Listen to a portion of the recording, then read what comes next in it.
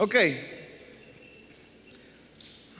Si quieren tener su Biblia abierta, vamos a estar leyendo en el capítulo 2 de la carta de Tito. Capítulo 2. No la vamos a leer todavía, pero quiero hablarles un poco de contexto qué es lo que está pasando en esta carta para poder llegar a lo que quiero hablar el día de hoy. En el capítulo 2 de esta carta se caracteriza porque este es un capítulo en el que Pablo está instruyendo a un hombre que se llama Tito. Esta carta no se llama Tito porque la escribió Tito. ¿Será que Tito habrá sido un apodo? No era mexicano, no sé. Tenía un amigo que se llamaba Rafa y le decían Tito.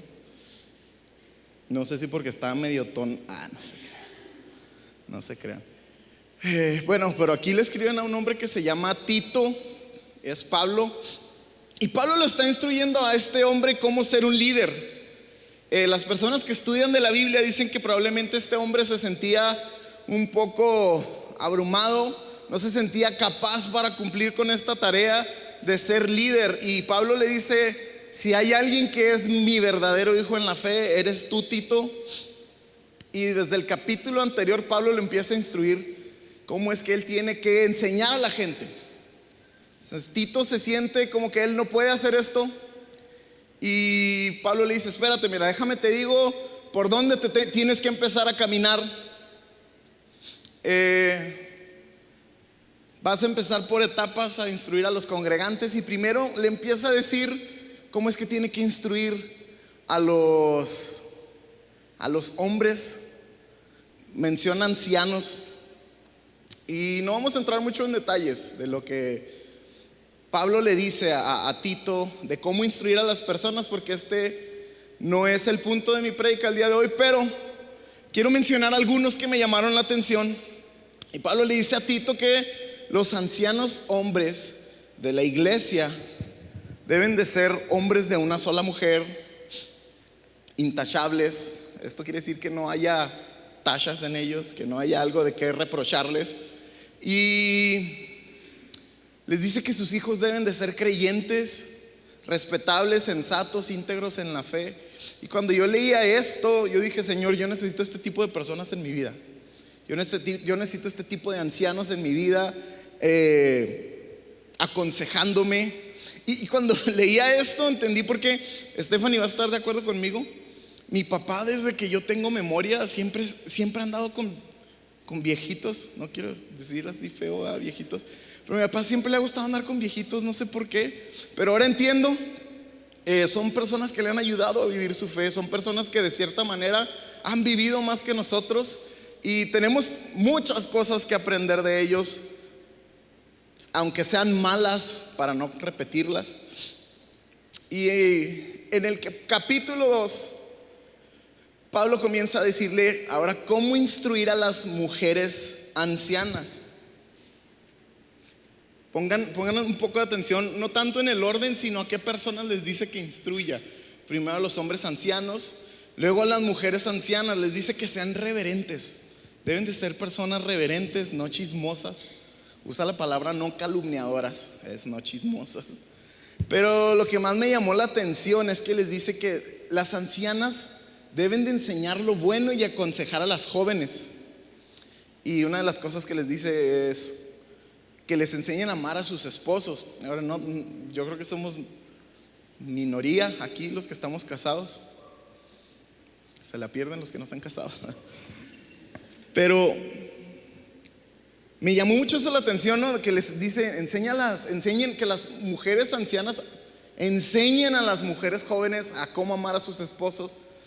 Así es que aunque tú no estés casada, aunque tú ahorita no estés en el matrimonio, te conviene que tengas cerca a una mujer de este tipo, cerca de ti. Una mujer, ojo, una mujer que no sea chismosa, una mujer que ame a Dios por encima de todas las cosas. Tú quieres estar cerca de una mujer de este tipo. Si tú eres mujer, una mujer que no esté buscando pleito con otra mujer todo el tiempo, porque como que se traspasa eso. Lo mismo para los hombres, para que no digan que hay un poco de machismo aquí. Así es que aunque no estés casada, yo te recomiendo rodéate de una mujer así. o varias, no tiene que ser una, ¿verdad? Luego Pablo continúa ahora diciéndole a Tito cómo instruir a las mujeres jóvenes, pero no le dice lo vas a hacer tú directamente, sino le dice dile a las ancianas que les enseñen a las jóvenes, que las aconsejen a ser sensatas, que las aconsejen a ser puras y otra serie de cosas muy interesantes para las mujeres, que limpien su casa, que saquen la botana, no se crean. Algo así dice. Que le pichen la botana al esposo. Sí, yo no vas a escuchar los casados, amén. Luego Pablo le dice cómo tiene que tratar con los hombres jóvenes. Le dice que los exhorte a ser personas sensatas, es decir, personas que tienen autocontrol, porque creo que los jóvenes somos los que más batallamos con el dominio propio, ¿no? Con el autocontrol, los hombres. Y luego le dice a Tito que no solamente les pida que lo enseñen, o no solamente les diga tienen que ser personas así, sino que le dice Tito, tú tienes no solamente que enseñarles con palabras, sino que también les tienes que enseñar con tu ejemplo. Y esta es la vida de nosotros los cristianos, ¿no? Profesamos una fe que tenemos que vivir. No tenemos no solamente que decir que somos o que creemos, sino que la tenemos que vivir, ¿no? Por eso es la fe. Y le dice, porque si tú vives esto que tú pides, las personas no van a tener nada que señalarte. Las personas no van a tener nada que decir de Dios. ¿Por qué? Porque somos personas que pedimos lo que vivimos, que instruimos lo que vivimos. Ese es el contexto más o menos de lo que está pasando en esta carta. Luego Pablo menciona unas palabras que para mí, en lo personal, diría Julio, mi persona, ¿va? Es una de las palabras más explícitas en la Biblia. Para mí son las palabras más explícitas en la Biblia acerca de la gracia de Dios. Y es en el versículo 11, aquí es donde quiero que recojamos esto. Versículo 11 del segundo capítulo de Tito. Ya después de que Pablo le dice a Tito, enseña a los ancianos a que deben de ser así. Ahora enseña a las ancianas a que deben de vivir de tal manera y deben ser ejemplo para las jóvenes. Ahora enseña a las jóvenes cómo tienen que vivir. Enséñale también a los jóvenes hombres cómo deben de vivir. Enséñale a los siervos cómo deben de vivir conforme a sus patrones. Ahora Pablo dice las siguientes palabras. Dice, en verdad Dios ha manifestado a alguna parte de la humanidad su gracia. ¿A quién? A toda la humanidad le ha manifestado su gracia. Esto a mí me llena de motivación. Saber que Dios no hace acepción de personas. Como alguno que otro iluminado diría que Jesús nomás elige a algunos y a otros no. Aquí dice que Dios ha manifestado a toda la humanidad su gracia. Dice, y esta gracia trae salvación. Si nos enseña a rechazar la impiedad y las pasiones mundanas, así podremos vivir en este mundo con justicia, piedad y dominio propio, mientras aguardamos la bendita esperanza, es decir, la gloriosa venida de nuestro gran Dios y Salvador Jesucristo. Él se entregó por nosotros para rescatarnos de toda maldad y purificar para sí un pueblo elegido, dedicado a hacer el bien. Entonces, ¿qué es lo que Pablo está diciendo aquí en estas palabras? Pablo le está diciendo a Tito, en pocas palabras le está diciendo, Tito, venga, no tengas miedo de ser líder, no tengas miedo de liderar gente o que esas personas crean que no vayan a tener buenos resultados. Porque aunque tú creas que puedes tener oposiciones, aunque las personas digan cómo le voy a hacer para vivir de esa manera, solamente Jesús ha podido vivir de esa manera. ¿Cuántas veces no han escuchado esa excusa? Es una excusa absurda. Porque si Dios no lo pide es porque Él sabe que podemos hacerlo.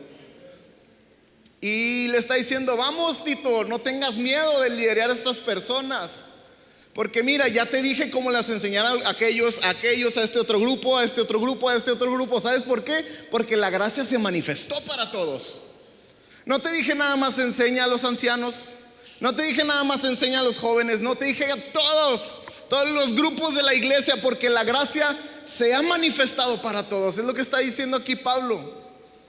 No solo a ti, no solo a mí, no solamente a los pastores o a los escogidos, como dirían mis amigos, sino que la gracia nos ha sido manifestada a todos. Entonces Dios no tuvo un trato de gracia conmigo y luego llegó Stephanie y tuvo con ella un trato de autojusticia, y luego llegó mi esposa y le dijo, bueno, contigo voy a tratar con la ley. No, la gracia se manifiesta a todos y cada uno de nosotros. Ahora me gustaría, antes de que continuáramos, definir lo que es la gracia. Gracia, básicamente, creo que todos alguna vez hemos escuchado la definición de esta palabra, ¿no? Gracia es un regalo inmerecido. Es el regalo que recibimos de parte de Dios cuando confesamos a Jesús como nuestro Salvador, cuando le aceptamos en nuestro corazón. Dice la Biblia que nosotros estamos muertos en nuestros delitos y pecados. Dice la Biblia que por cuanto todos pecaron, quedaron destituidos de la presencia de Dios, de la gloria de Dios. Entonces, eso es lo que merecíamos: estar destituidos, estar muertos en nuestros delitos y pecados, pero por gracia de Dios. Dice, mas Dios muestra su amor para con nosotros, que siendo aún pecadores, Cristo murió por nosotros. Y este es un regalo que tú y yo no merecíamos. Por eso es amor, por eso se llama gracia, porque no lo merecíamos. Es decir, merecíamos la condenación. Pero por gracia de Dios, Dios nos da acceso a Él a través del sacrificio de Jesús, a través de su muerte. Nada más que el problema es que hemos malentendido esto. Creemos que la gracia solo se reveló a nosotros en el momento de que decimos, Señor, sí, te acepto. Creemos que ahí termina la gracia, que es un punto en el que llega a su fin la gracia. Entro por una puerta que se llama gracia y ya sigo caminando y la gracia se quedó ahí. Hemos malentendido la gracia, porque dice la Biblia que por gracia somos salvos. Pero no solamente por gracia somos salvos. Hemos creído que la gracia también solamente se manifiesta cuando cometemos un pecado, o que caemos en un pecado muy fuerte, o que estamos viviendo de repente en una vida de pecado y creemos que hay gracia. Y de cierta manera sí hay gracia, pero es una verdad a medias. Y dijeron unas salmistas, la mitad de una mentira no es la verdad. Es que bueno que no supieron quién era. De cierta manera esto es verdad, pero es una verdad incompleta, porque hay una realidad. Aunque somos salvos por gracia, somos salvos por ese regalo que no nos merecíamos. Dice, no somos salvos por obras. No hay nada que yo pueda, no hay nada que en mis fuerzas yo pueda hacer para que Dios me acepte. Les decía el otro día, hemos escuchado por años las palabras, Jesús murió en mi lugar. Eso suena bien romántico, pero eso es una mentira. Jesús murió por mí, no en mi lugar, porque si yo hubiera muerto, no hubiera sido suficiente. Aunque yo hubiera dicho, véngase papá, usted se va conmigo, mamá, Benji tú no, Sani sí, tú también. No hubiera sido suficiente nuestra muerte, porque aquí lo que tiene el valor es que la muerte fue la muerte de alguien perfecto. Fue la muerte de alguien que no conoció pecado. Fue la muerte de alguien que vivió y que caminó en rectitud en esta tierra. Pero no hay ninguna obra que yo pueda hacer, y creemos que solamente somos salvos por gracia y ahí termina la gracia. Qué chido sería, de verdad. Qué fregón sería que en el momento en el que decido aceptar a Jesús en mi corazón, en el momento en el que yo digo, Jesús, entra, todo lo malo que hay en mí termina. Qué chido fuera eso. Que en el momento en el que digo, Señor, te acepto en mi corazón, todo lo malo que hay en mí terminara. ¿Te imaginas? Nomás ponte a pensar cuántos problemas nos evitaríamos. Qué chido sería que todo desapareciera instantáneamente. Pero lo que tenemos que entender es que cuando Jesús viene a nuestro corazón, cuando nosotros decimos sí, cuando nosotros decimos sí al mensaje de que Jesús murió y de que resucitó, y que nosotros necesitamos solamente recibirlo en nuestro corazón, nosotros lo que estamos haciendo es resolver nuestra eternidad. Pero aquí en la tierra tenemos muchas cosas que resolver. Muchas cosas que resolver. Seguimos teniendo tentaciones, seguimos teniendo malos deseos, malas actitudes. Esas siguen ahí, desgraciadamente. Pero Pablo, y esto es lo que a mí me encanta de Dios, Pablo declara lo siguiente a los efesios. Les dice: en él también ustedes, cuando oyeron el mensaje de la verdad, es decir, cuando oyeron el mensaje de Cristo, y no solamente lo oyeron, dice, el evangelio que les trajo salvación, y lo creyeron, dice, ustedes fueron marcados con el sello que es el Espíritu Santo prometido. ¿Esto qué nos enseña esto? Porque según los versículos que acabamos de leer, al principio decía que la gracia se manifestó a todos, y dice, para que ya no vivamos más en impiedad, para que ya no vivamos más en nuestros deseos carnales. Dice, enseñándonos progresivamente, dice, enseñándonos. Esto me enseña a mí que parte de la obra de la gracia de Dios, parte de ese regalo no merecido, es que Dios, aparte de salvarnos, nos sella con su Espíritu Santo. El Espíritu de Dios ahora viene a morar en nuestras vidas. Así es que en lugar de que la obra de gracia en los cristianos sea solamente algo que sucede en el momento, se convierte en algo que es continuo. La gracia continúa obrando en nosotros. ¿Por qué? Porque tampoco nos merecíamos ser sellados con el Espíritu de Dios.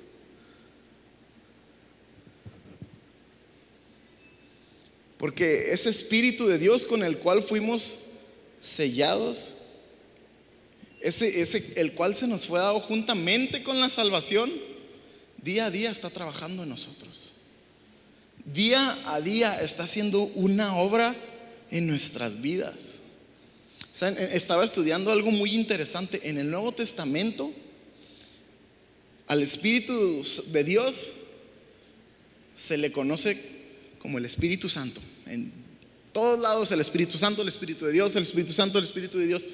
Pero Pablo, en el capítulo 1, versículo 4 de Romanos, lo llama como el Espíritu de santidad.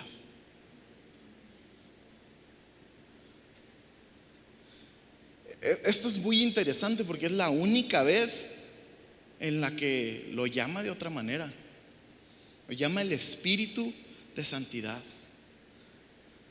Entonces, el hecho de que la única vez que en la Biblia cambia el título del Espíritu Santo al Espíritu de santidad, nos da la idea de que la obra más importante, la obra más grande que el Espíritu Santo está haciendo en nosotros es la de santificarnos. El Espíritu Santo nos está santificando día a día. Ahora tú puedes decir, pues, yo no veo que esté santificándome, yo sigo siendo el diablo. Lo digo por mí, no por ustedes. Yo sé que ustedes son bien santos. Pero ustedes pueden decir eso. O sea, yo lo llegué a decir, yo no veo como que el Espíritu Santo me esté santificando. Yo sigo cometiendo los mismos errores día a día, sigo cayendo y sigo. ¿Qué es lo que pasa? El Espíritu Santo siempre va a hacer su obra, no importa lo que tú hagas. El Espíritu de Dios siempre va a hacer la obra de santificarte día a día. La diferencia es tu respuesta a esa obra de santificación. ¿Cómo estamos nosotros respondiendo a esa obra de santificarnos? Y mientras veía esto, me acuerdo que hubo un tiempo en el que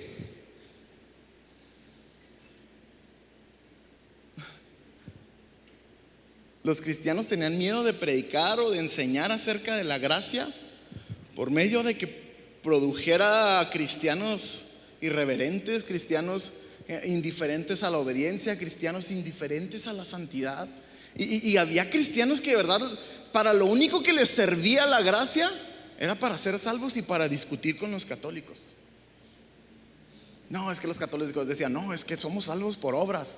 Y el cristiano, la única vez que mencionaba la palabra gracia era para decir, no, católico, somos salvos por gracia. Pero jamás predicaban la gracia, porque decían, es que la gracia es una línea muy delgadita. Podemos hacer personas que digan, pues como no se trata de mis obras, pues puedo vivir como quiera, que al cabo soy salvo por gracia. Y recuerdo que hubo un tiempo en que las iglesias se llegaron a dividir por estos dos temas. Había iglesias de gracia que hasta la fecha existen, o las iglesias de santidad. Pero o era una o era la otra, como si estas dos estuvieran peleadas. En las de gracia se enseñaba que una vez que aceptabas a Jesús, dado que éramos salvos por gracia y no por nuestras obras, es decir, lo que pudiéramos hacer no importaba. Lo que pudiéramos hacer era ya Dios predestinó todas tus obras, lo que tú hagas lo estás haciendo porque Dios dijo que lo ibas a hacer. Entonces, pues así desaz, no importa. Tú fuiste salvo por gracia y tu salvación jamás va a ser afectada por tus acciones o por tus pecados o obras. Eso es lo que enseñaban las iglesias de gracia, o lo que hasta la fecha enseñan. Y la neta, a mi carne le gusta eso. Tengo que admitirlo. Que me digan, vas a ir al cielo y puedes hacer todo lo que tú quieras. ¿A quién no le gustaría eso? Creo que a todos nos gustaría eso. Pero por el otro lado, las iglesias de santidad se enfocaban en obras de santidad. Obras que reflejaran una consagración, pero haciendo de lado la naturaleza pecaminosa del hombre. Y llegaban a un extremismo en la que basaban las conductas externas en la santidad de las personas. Y esto creó personas que ignoraban por completo su naturaleza pecaminosa. Hay una realidad que dice Pablo. Pablo es un vato que escribe la mitad del Nuevo Testamento, y él mismo dice lo siguiente de él. Dice: maldito de mí. ¿Quién pudiera decir eso de sí mismo? Maldito de mí. Dice: quiero hacer lo bueno y no lo hago, sino lo que no quiero hacer, eso hago. Lean Romanos 7, parece un trabalenguas. Dice: porque encuentro que hay una ley en mis miembros que es más grande que yo, porque queriendo hacer lo bueno no lo hago, y que lo que no quiero hacer, eso hago. Dice: maldito de mí, ¿quién me va a librar de este cuerpo de muerte? Es que esa es la realidad del ser humano. Somos personas que todo lo que queremos es hacer el mal. Ahora tú dices: no, yo quiero hacer cosas buenas. Eso es Dios en ti, no creas que eres tú. Eso es Dios en ti. Porque tú ahora tienes convicciones que se te fueron formadas a través de su palabra, a través de los parámetros que dice la Biblia. No hagas esto, no hagas esto otro, esto sí hazlo, esto no. Esas son las convicciones que tenemos, pero vienen de la palabra de Dios, no de tus buenas intenciones. Entonces, estas iglesias creaban personas que ignoraban por completo su naturaleza pecaminosa y decían: es que soy malo, ya intenté y no puedo, ya intenté vivir en santidad y no puedo. Y estas personas quieren que yo lo demuestre externamente. Y terminaban por criar personas o que abandonaban la fe porque decían que difícil es esto, o personas que maquillaban sus actitudes, que solamente eran actitudes externas. Mírenme por fuera, pero yo en mi soledad soy otra persona. Pero por fuera para ustedes yo soy santo. Mírenme, estoy viviendo en santidad. Esto pasaba con estas iglesias. Pero ¿sabes una cosa? Ambas estaban incorrectas. Porque así como la gracia nos demanda santidad, la santidad entiende que somos personas caídas, con una naturaleza caída, y que estamos en proceso de santificación. La gracia entiende que la que nos santifica es ella. La gracia entiende que por amor a nosotros, sabía que nosotros no podíamos solos, dijo: vamos a sellarlos con el Espíritu, porque ese Espíritu es el que dijo Jesús, los va a guiar a toda verdad y a toda justicia.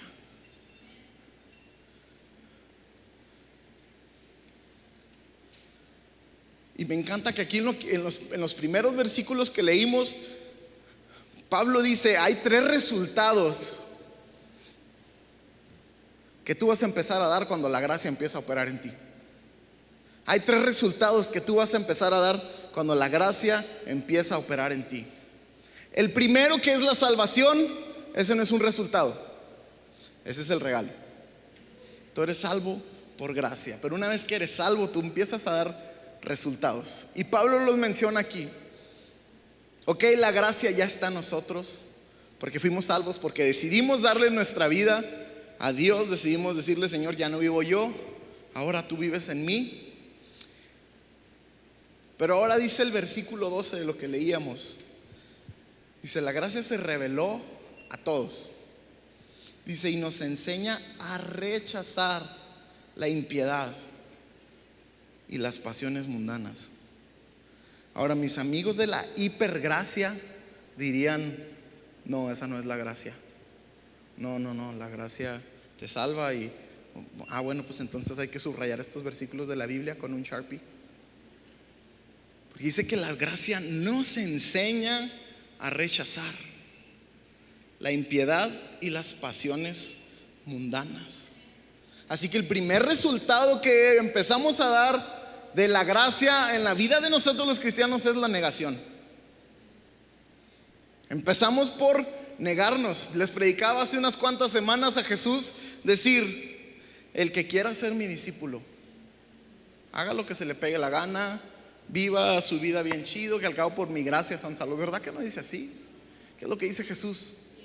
Niéguese a sí mismo. Lo dice: tome su cruz. ¿Cuál es el final de la cruz? La muerte. ¿Está diciendo que muramos, que nos matemos? O no. Es que muramos a nosotros mismos, que muramos a nuestras pasiones, que muramos a nuestros malos deseos, a nuestros deseos carnales. Por eso dice: la gracia nos enseña a rechazar. Me voy a negar a la impiedad, voy a rechazar, aunque quiero. Quiero. Ahí como me ven así de bonito, yo quiero la impiedad de repente. Y no me miren así, porque ustedes también todos los días. Y dice: y las pasiones mundanas. Lo primero que la gracia nos enseña es la negación. Nos enseña a negarnos. ¿Y quiénes enseñan? Los maestros. La gracia es una maestra. Nos enseña a rechazar el pecado. No solamente nos salva, nos enseña a rechazarnos, a negarnos, a rechazar todo lo que hemos adquirido con el paso de los años de este mundo. Y Pablo entiende las palabras de Jesús cuando él está diciendo esto. Pablo entiende que dice: el que quiera venir en pos de mí, niéguese. Si de verdad quieres lo que yo ofrezco, deshazte de lo que tú te has ofrecido toda esta vida. Niégate a lo que tú quieres. Por eso en la obra de santificación que recibimos a través de la gracia por el Espíritu Santo, es que cada que hacemos o estamos por hacer algo malo, sentimos ese: no lo hagas. o después de hacerlo, hiciste algo malo. Esa es la obra de santificación en nuestras vidas. Esa es la obra de la gracia, ayudándonos a qué, enseñándonos a qué, a rechazar, enseñándonos a negarnos de nosotros mismos. Y nos enseña a darle la espalda a todo lo que el mundo nos ofrece, a todo lo que va en contra de la palabra de Dios, aunque las leyes lo llamen bueno. Porque ahora el gobierno está llamando muchas cosas buenas, pero nosotros sabemos que van en contra de la palabra de Dios. Aunque el gobierno lo apruebe, nuestra aprobación no está en el gobierno. Nuestra aprobación ni siquiera está en nuestros papás. Nuestra aprobación está en la palabra de Dios. Nosotros tenemos una maestra que se llama gracia. La gracia nos enseña a apartarnos de lo malo. Y no son las palabras condenadoras de tu pastor, no son las palabras condenadoras de Abraham, de Stephanie, de tus papás, que los papás en veces nos condenaban porque nos portáramos bien. Pero no son esas palabras condenadoras. No, eso que estamos pasando en nosotros es la obra de santificación en tu vida. Es el Espíritu Santo trayéndote, que te está redarguyendo. Jesús dijo que el Espíritu iba a convencer a todo el mundo. Y es lo que está pasando, nos está redarguyendo, nos está trayendo convencimiento de que hay cosas en nosotros que no están bien. Y no soy yo ni siquiera, es la palabra de Dios la que lo afirma. Es la gracia la que nos enseña a rechazar. Es la gracia la que nos enseña a negarnos.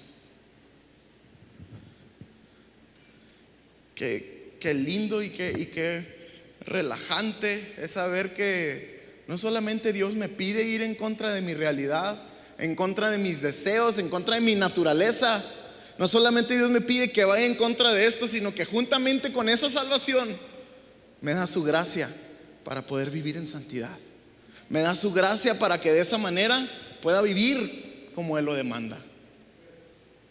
Y es por gracia que podemos vivir así. No es por nuestros méritos. Y Jesús sabe que nosotros necesitamos esa gracia completa.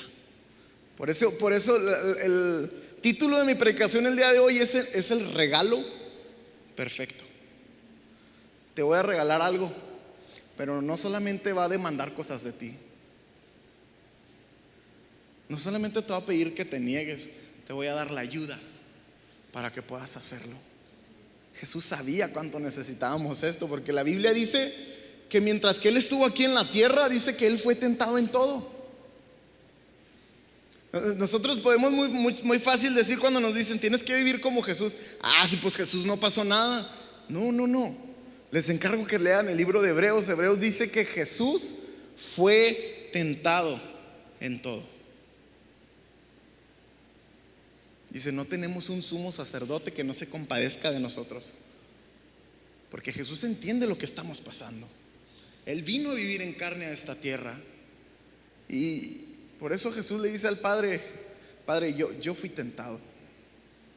Yo fui tentado en la tierra. Va a ser imposible que ellos venzan como yo lo hice. Necesitan mi espíritu.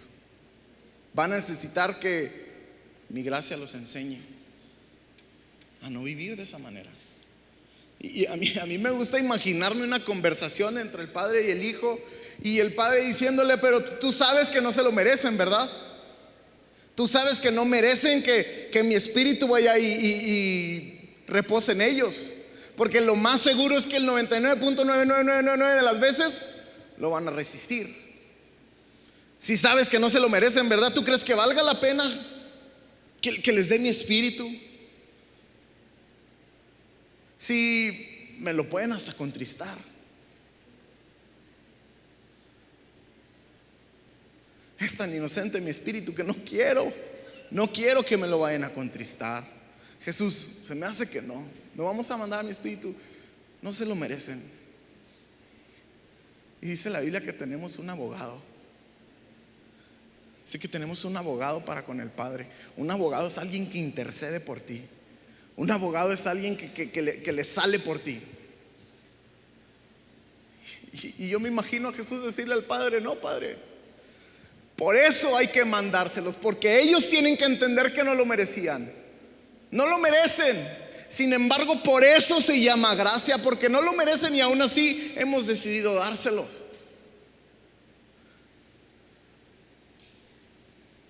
Porque cuando tú y yo entendemos que nada de lo que tenemos de parte de Dios lo merecíamos, es cuando empezamos a valorarlo. Cuando tú y yo entendemos que nada de lo que tenemos de parte de Dios lo merecíamos, vamos a empezar a valorarlo. Cómo me harta a mí la discusión de que se pierde la salvación o no se pierde. ¿Qué te importa si se pierde o no se pierde? Preocúpate por estarla cuidando. Eso es lo único que tú necesitas.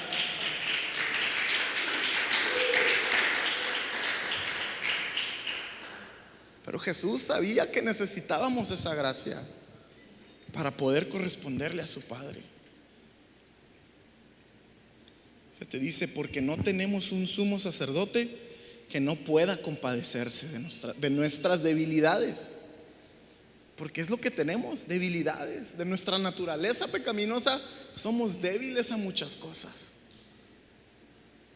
Dice: sino que fue tentado en todo. Una vez yo le pregunté a mi papá: ¿cómo que en todo, papá? ¿En todo? En lo que te puedas imaginar, en eso fue tentado. Dice: pero él fue una persona sin pecado.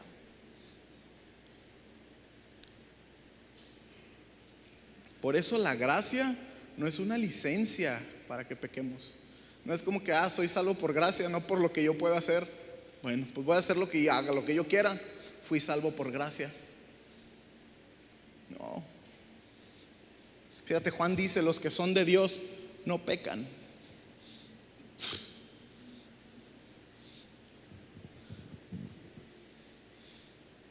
Ahora ya no la pone difícil a todos, ¿no? Ahora no es porque esté diciendo que no vayan a cometer algún pecado, sino que está diciendo que no viven una vida de pecado. Es muy diferente a pecar. De repente nos pasa y pecamos, pero es muy diferente a vivir una vida de pecado, porque esa es deliberadamente. Entonces la primera cosa que hace la gracia, el primer fruto que vamos a dar de la gracia es negarnos. Y la segunda es, digan conmigo, vida. Segundo que la gracia hace, o el segundo resultado que empieza a experimentar el cristiano cuando recibe la gracia, es que la gracia nos ayuda a vivir. Miren cómo continúa diciendo. Después de que la gracia nos enseña a negarnos, dice: así podremos vivir en este mundo con justicia, con piedad y con dominio propio.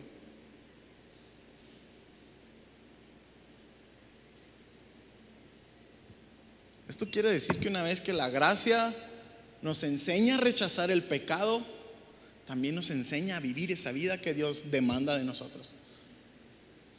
También nos ayuda a vivir la vida de Cristo. Abraham, ¿y cuál es esa vida? Pues aquí es claro, ¿no? Una vida justa, piadosa y con dominio propio. ¿Cuál es una vida justa? Una vida justa es que crucifica a su viejo hombre. Una vida justa es esa que dice: es necesario que yo mengüe para que Cristo crezca en mí. Es esa vida que Pablo le dice a los romanos: fuimos predestinados para llegar a ser conforme a la imagen de Cristo. No unos para ir al cielo y los otros para ir al infierno, no. Fuimos predestinados para ser hechos conforme a la imagen de Cristo. Una vida justa es la que Jesús vivió. Una vida que obedece a Dios en todo. Jesús no fue tentado.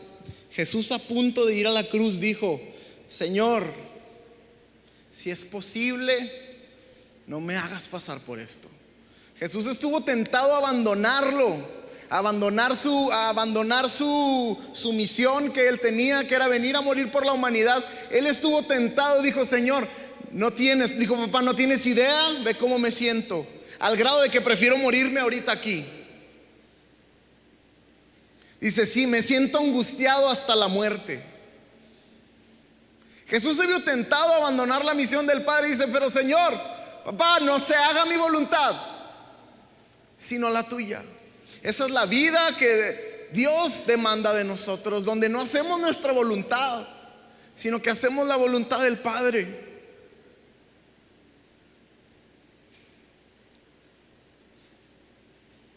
Nos dice que también vivamos una vida piadosa. Una vida piadosa es en la que nuestros frutos son de una persona en la que Jesús está reinando. Una vida en la que Jesús está reinando por encima de todas las cosas. Una vida que no demuestra apariencias. Una vida que vive la palabra. Porque las apariencias no son frutos, solamente son obras.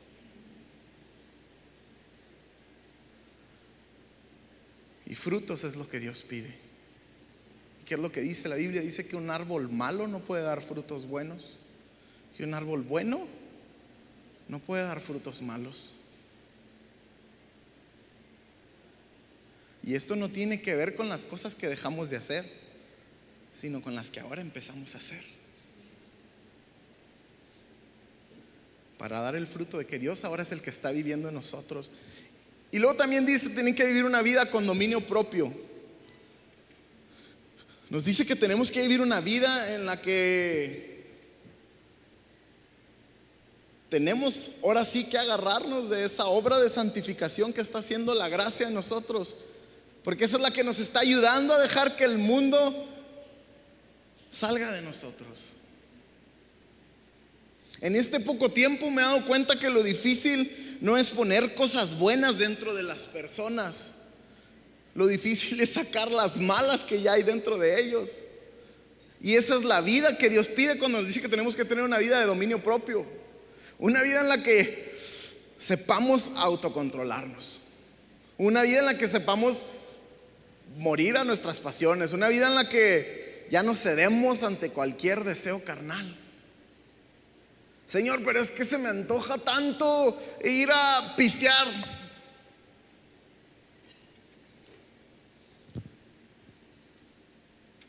Qué bueno que se te antoja. ¿Qué vas a hacer?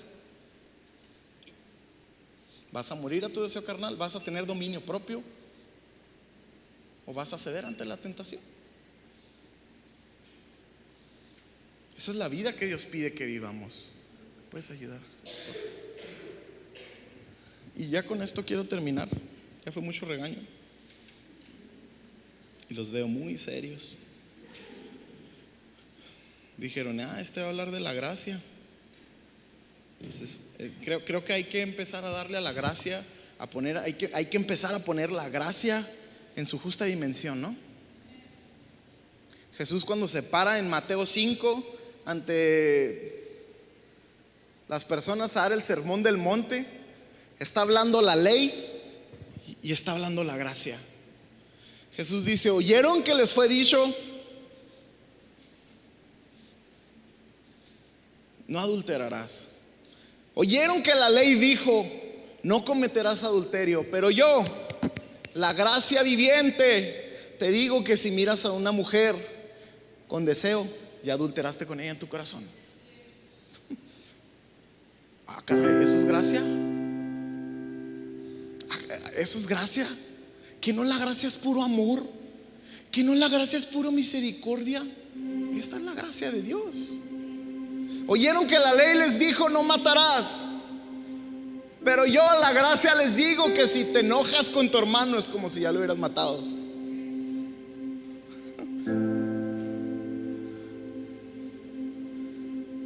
El amor no se va de, el amor de Dios no se va a demostrar como nosotros queremos que se demuestre. Porque ¿qué es lo que dice la Biblia? Que Dios al que ama, ¿qué? Bueno, fuera de dijera, lo castiga. Dice: lo azota.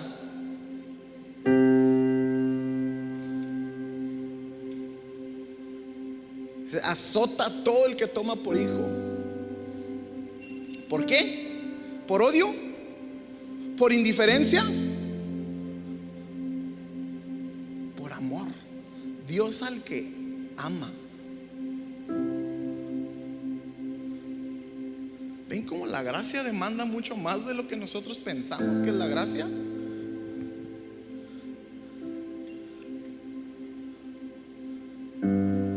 Y tercera y última, denle gloria a Dios, porque ya voy a acabar.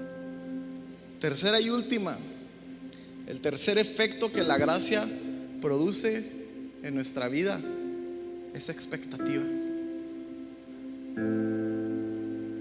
Porque estos versículos que leímos terminan diciendo, dice, nos enseña a rechazar la impiedad, los malos deseos, nos ayuda a vivir una vida piadosa, justa y dominio propio. Y luego dice, mientras aguardamos la bendita esperanza, es decir, la gloriosa venida de nuestro gran Dios y Salvador Jesucristo.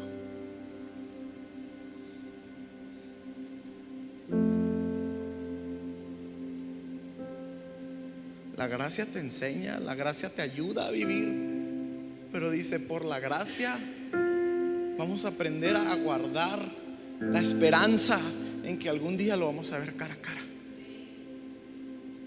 Cuando ponemos la gracia en su justa dimensión, que nos enseña a negarnos, nos ayuda a vivir la vida de Dios, entendemos que todo esto es con el único propósito de verle cara a cara. A Dios no le importa, a Dios no le interesa que tú hagas obras, que tú demuestres una careta enfrente de la gente. A Dios no le importan esas cosas, porque Él es el único que conoce nuestro corazón en verdad. Dios dice, te voy a dar de mi gracia, porque va a haber un día en el que tú y yo nos vamos a ver cara a cara. Y yo te voy a querer decir, bien, buen siervo fiel, en lo poco fuiste fiel, sobre mucho te voy a poner. Eso es lo que la gracia nos da como esperanza. Esa es nuestra esperanza. No porque seamos personas que aparentan, no porque seamos personas que mostramos nuestras mejores actitudes, o que nos queremos creer más que otras personas, o que queremos ver a los del mundo por debajo del hombro. No.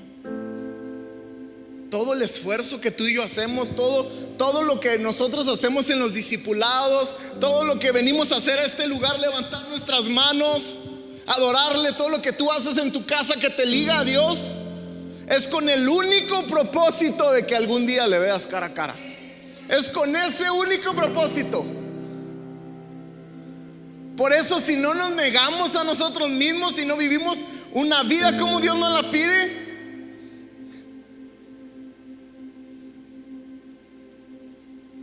¿cómo esperamos verlo de frente a Él?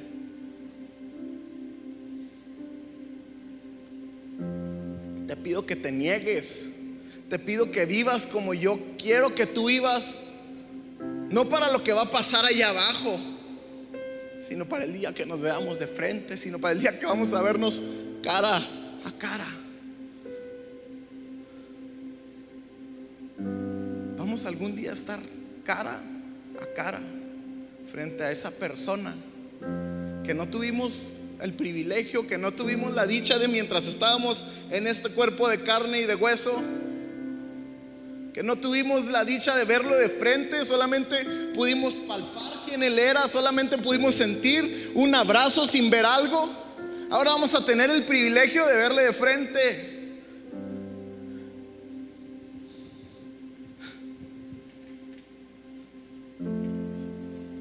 Yo no sé tú, pero cada que yo siento su presencia, cada que yo, estando de rodillas, Él viene y me abraza, cada que yo siento eso, anhelo más el verle de cara, anhelo más el verle cara a cara. Cada que puedo sentir su misericordia, cada que Él me perdona, cada que viene y me abraza y digo: Señor, anhelo el momento en el que te vaya a ver cara a cara. Esa es la meta de la gracia. Esa es la meta de la gracia que hemos recibido de parte de Dios. Llevarnos a ser como Jesús, para experimentar su presencia, para algún día experimentar esa presencia en su plenitud.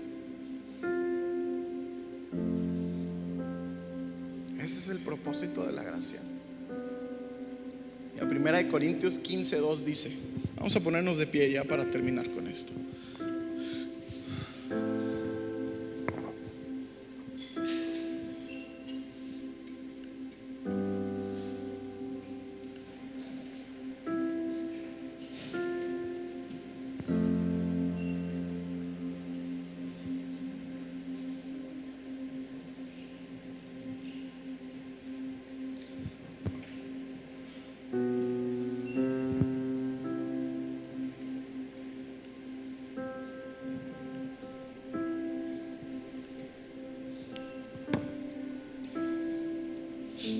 Dios no quiere que creamos a un evangelio o que creamos a un mensaje simplemente porque otras personas nos vean. Dios no quiere que solamente vengamos a la iglesia para sentirnos diferentes a los que están afuera. Fíjate lo que dice 1 Corintios 15:2. Dice: mediante este evangelio son salvos si se aferran a la palabra que les prediqué.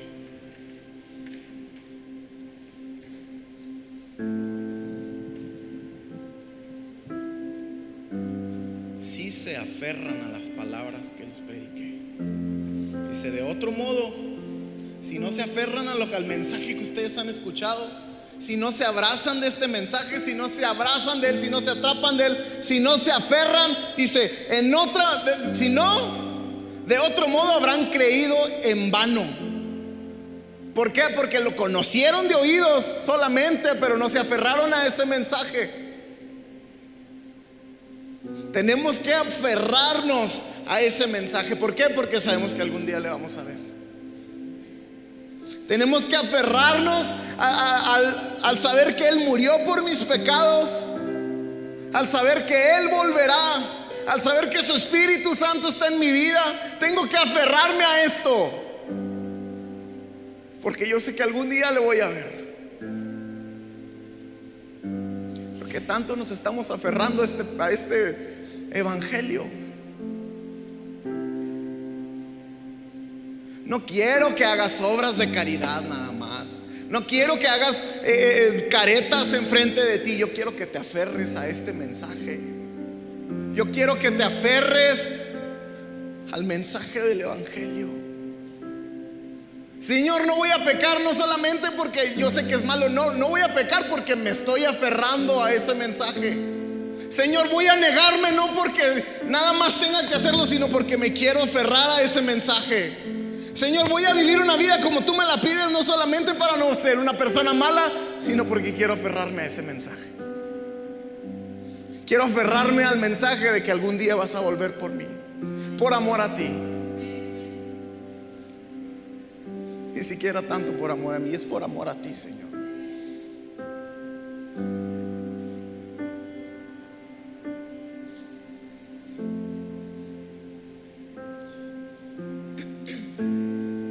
Si no nos aferramos a ese mensaje, vamos a haber creído en vano.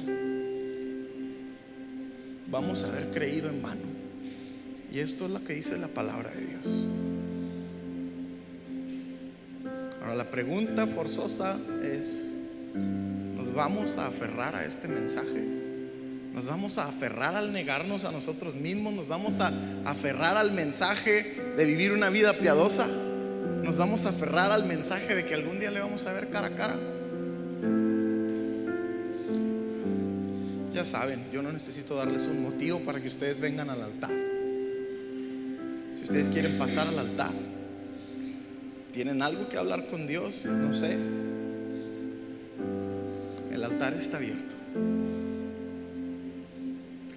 En cualquier momento tú puedes pasar.